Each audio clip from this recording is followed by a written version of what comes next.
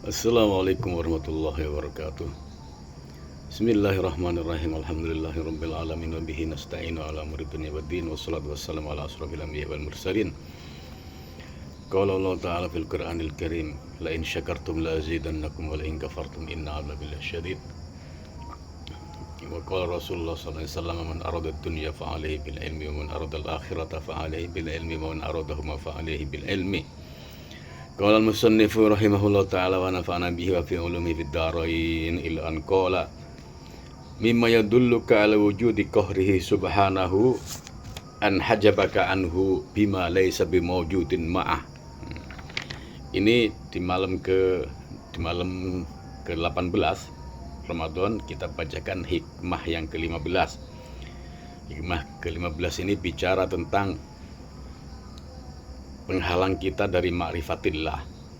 Penghalang kita dalam konteks ini adalah para salikin, para perambah jalan ruhani, orang-orang yang lagi suluk, orang-orang yang berbaiat tarekat kemudian menjalani ritual suluk.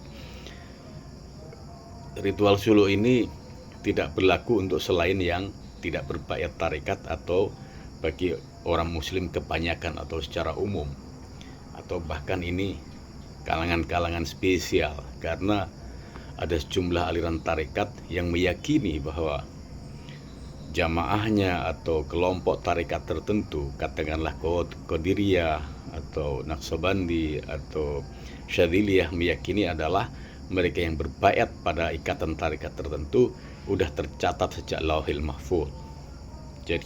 Jadi ini keanggotaan khusus. Nah, otomatis ini hikmah ke-15 juga berlaku untuk pengikut tarekat tertentu itu, bukan untuk orang awam, bukan untuk orang yang bukan pengikut tarekat, bukan untuk orang yang tidak melakukan suluk. Salah kayak sulukan ya, orang yang merambah jalan rohani, jalan Tuhan, jalan tarekat. Mimma yadulluka ala wujudi qahrihi subhanahu wa ta'ala. Mimmalan iku saking barang ya dulu kakang nuduhake ing sira, nuduhake ala wujudi qahrihi subhanahu wa ta'ala ing atase wujude, ing atase anane pemaksaanane Gusti Allah, anane peksane Gusti Allah. Jadi Tuhan Gusti Allah ini memaksa kita. Salah satu tanda dari Tuhan memaksa kita adalah an hajabaka anhu, dia menghalangimu, an hajaba ing yang to ngalingi sapa subhanahu ka ing sira anhu darinya. Jadi Tuhan menghalangi kita, menghalangi orang-orang para pesalikin ini dari ma'rifatullah. Cara menghalanginya gimana? Bima laisa bimaujudin mahu, bima dengan barang, bima kelawan barang laisa kang ora ono mau iku maujud. Bima kelawan barang laisa kang ora ono bimaujudin, ora ono iku bimaujudin kelawan kasunyatan mahu sertane Allah.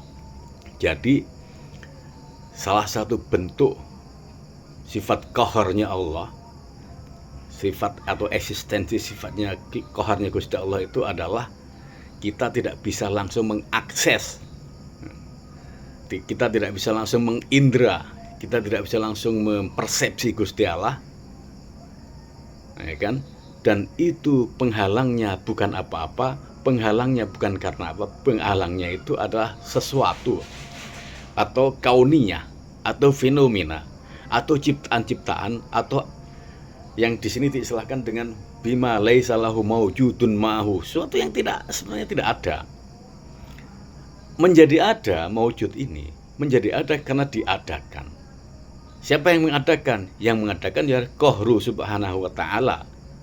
Yang mengadakan adalah Allah subhanahu wa ta'ala atau wujud Allah. Wujud itu ada, maujud itu diadakan. Jadi Allah itu wujud, makhluk itu maujud. Allah itu ada, makhluk itu diadakan oleh wujud, diadakan oleh Allah. Jadi kalau sebagian tahlil yang menyebut bahwa la ilaha illallah hayyun baq, ini benar. Tidak ada Tuhan selain Allah, zat yang maha kekal. La ilaha illallah hayyun ma'bud, ini juga benar. Tidak ada Tuhan selain Allah, zat yang wajib kita sembah. Cuman kalau la ilaha illallah hayyun maujud, ini yang debatable ini. La ilaha illallah, tidak ada Tuhan selain Allah, hayyun maujudun, zat yang maha hidup, maujudun yang diadakan. Ini gimana ini? Yang benar hayyun wujud, yang maha hidup sekaligus yang maha ada. Allah tidak mungkin maujud. Yang maujud itu adalah ciptaan Allah. Oke. Maujud ini tafsirannya adalah bahwa yang menghalangi kita dari mengakses Allah. Jadi Tuhan Allah ini tidak accessible, tidak bisa diakses, tidak ma'rifatable, tidak bisa dimakrifatkan, apalagi di indera. Itu salah satu penghalangnya adalah salah satu kendalanya adalah karena kita terhalang oleh ciptaan-ciptaan Allah. Kita terhalang oleh sesuatu yang diadakan oleh Allah. Kita terhalang oleh harta, oleh benda, oleh tahta, oleh wanita. Kalau kita pria, dan sebaliknya. Itu yang memalingkan kita dari mengakses Allah Subhanahu wa taala. Jadi kaidah ini, hikmah ini berlaku untuk para pesuluk, untuk para pengikut tarekat, tidak untuk secara umum. Nah, makanya kan sebenarnya ini konteks dalam arti, kalau dalam bahasa kampus itu ontologinya, apa sih kegunaan dari hikam ini? Ini menjadi pertanyaan mendasar sebenarnya. Apa ontologinya ilmu-ilmu dalam hikam ini? Apa fungsinya kita mengkaji hikam ini? Oke. Tadi Allah tidak accessible, tidak bisa kita ma'rifati karena terhalang oleh ciptaan-ciptaan Allah, oleh maujud-maujud itu.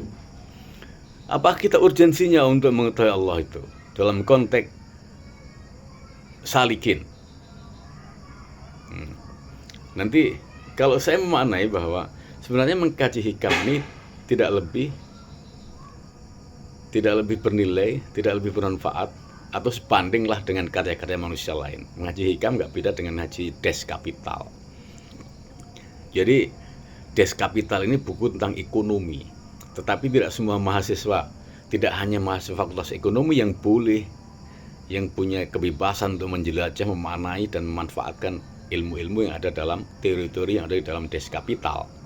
Sama halnya dengan sejatinya hikmah ini adalah dikhususkan untuk para pesalikin, para pesuluk.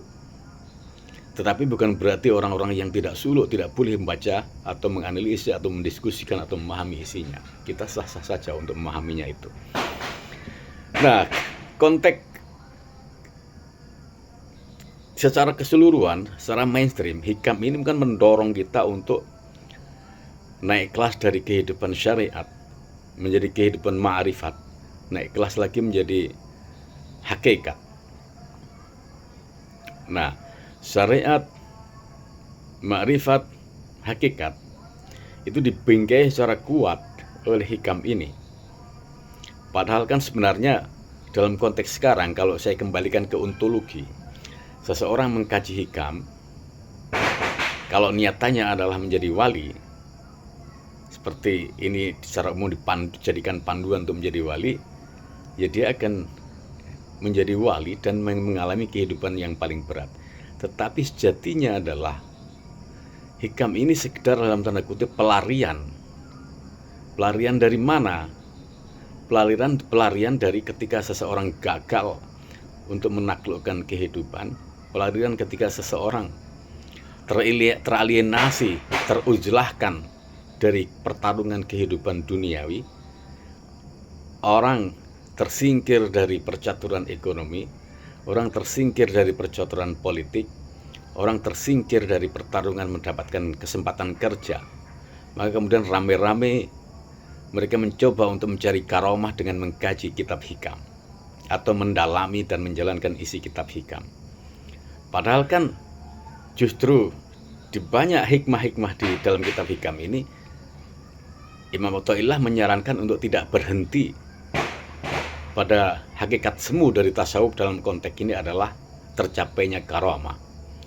Karomah itu bagi Imam Athaillah itu sekedar efek dari beratnya kita menjalani riyadhah. Sama kayak orang ketika berolahraga secara ketat, otomatis tubuhnya sehat. Itu hal efek yang secara otomatis dipetik. Diminta atau tidak minta, orang kalau berolahraga secara sungguh-sungguh, teratur, istiqomah, badannya sehat. Sama dalam konteks spiritual, orang kalau menjalani ritual, puasa, tahajud, bangun malam dan semacamnya, itu diminta atau tidak diminta, dia punya karomah. Jadi karomah dalam konteks ini adalah efek atau ekses atau side job dalam tanda kutip dari menjalani ritual itu. Diminta atau tidak diminta, dia punya karomah. Nah, kebalikannya, nah itu tidak boleh kita tersilau berhenti di karomah itu. Tetapi bagi mereka-mereka yang gagal atau tersingkir dari kehidupan duniawi, tersingkir dari kehidupan ekonomi, tersingkir dari kehidupan politik, tersingkir dari pertarungan-pertarungan hidup ini, dan tidak punya kompetensi dan kualifikasi untuk masuk dalam percaturan kehidupan modern ini, mereka lari ke hikam dalam konteks adalah untuk mencari jalan keluar, untuk mencari solusi yang berupa karomah. Ini sebenarnya tidak diinginkan. Oke. Nah, itu yang hikmah yang ke-15. Jadi pertarungan penghalang kita adalah maujud. Maujud itu penghalang kita dari Allah itu adalah nafsu-nafsu duniawi, nafsu-nafsu dari terciptanya Allah, nafsu-nafsu dari makhluk-makhluk Allah. Yang menghalangi kita dari bisa mengakses langsung makrifat pada Allah adalah dalam sederhananya ya materi, duniawi, perempuan, harta benda, jabatan, kekuasaan, dan lain-lain. Kalau kita tanggalkan itu semua, Tuhan itu menjadi sangat mudah untuk diakses. Oke. Kita lanjutkan ke hikmah nomor 16. Kaifa yatasawwaru an yahjubahu syai'un wa huwa alladhi adhara kulla syai'in. Kaifa yatasawwaru di tagline itu bentuknya adalah majhul, pasif. Kaifa iku kepi yutasawwaru, yutasawwiru, sawwaru yusawwiru, yatasawwaru, bagaimana? Kok gak enak sih?